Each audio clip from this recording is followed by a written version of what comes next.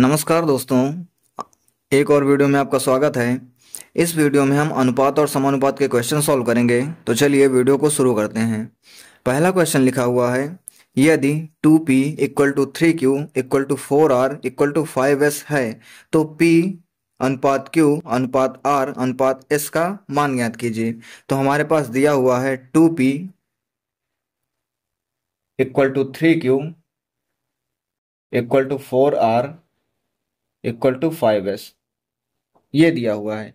हमें बताना क्या है, हमें बताना है P अनुपात Q अनुपात R अनुपात S। इसके लिए डायरेक्ट शॉर्ट ट्रिक क्या होती है, हम क्या करेंगे, जैसे हमें P की वैल्यू निकालनी है तो हम P के डिजिट को गायब कर देंगे और बाकी संख्याओं को ऐड कर देंगे, मल्टीप्लाई कर देंगे। जैसे P की वैल्यू हमें निकालनी है तो इसको छोड़कर 3, 4 और 5 को हमें मल्टीप्लाई कर देना है। तो कितना हो जाएगा, 5 चौको 20 तियां 60।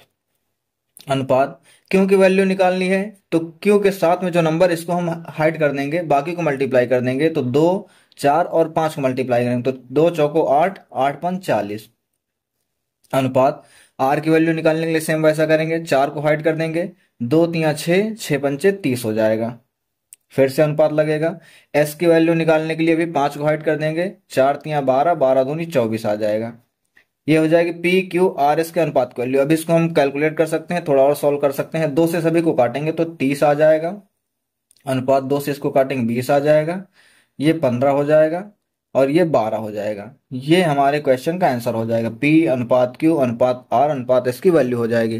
ध्यान देना है कि जिसकी वैल्यू हमें निकालनी है उसके साथ लगे नंबर को हाइड कर देना है, बाकी के साथ लगे नंबर को हमें मल्टीप्लाई करके लिख देना है। सेम यही प्रोसेस सब में करना है। दूसरा क्वेश्चन देखते हैं। लिखा हुआ है, यदि 15x equal to 24y equal to 32z है। कितना है, 15x equal to 24y equal to 32z। तो हमें x ratio y ratio z की वैल्यू बतानी है। हमें क्या बताना है, x ratio y ratio z। x की वैल्यू बताने के लिए x के साथ लगी डिजिट को हम हाइड कर देंगे और इन दोनों को मल्टीप्लाई कर लेंगे। कैसे मल्टीप्लाई करेंगे, हम इसको लिख लेते हैं 24 इंटू 32। इसमें क्या होगा कि हमें इसको कैलकुलेट करने में आसान रहेगा। y की वैल्यू निकालने के लिए y के साथ लगे नंबर को हाइड कर देंगे, 15 इंटू 32 आ जाएगा, 15 इंटू 32। और z की वैल्यू निकालने के लिए z के साथ लगे नंबर को हाइड कर देंगे, 15 इंटू 24 आ जाएगा, 15 इंटू 24। अब इसको हम सॉल्व करके देखते हैं। देखो 32, 32 और 24 ये कट सकता है। इसको 8 से काटेंगे तो 8 चौक 32, 8 से काटेंगे 8 चौक 32, 8 से काटेंगे 8 तिक 24।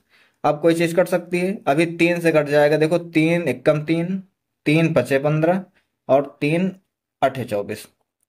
अब कुछ नहीं कटने वाला, इसको मल्टीप्लाई कर लेंगे। 8 चौक यहाँ पे 32 हो जाएगा, अनुपात 5 चौको 20 हो जाएगा, अनुपात यहाँ पे कितना आ जाएगा 15।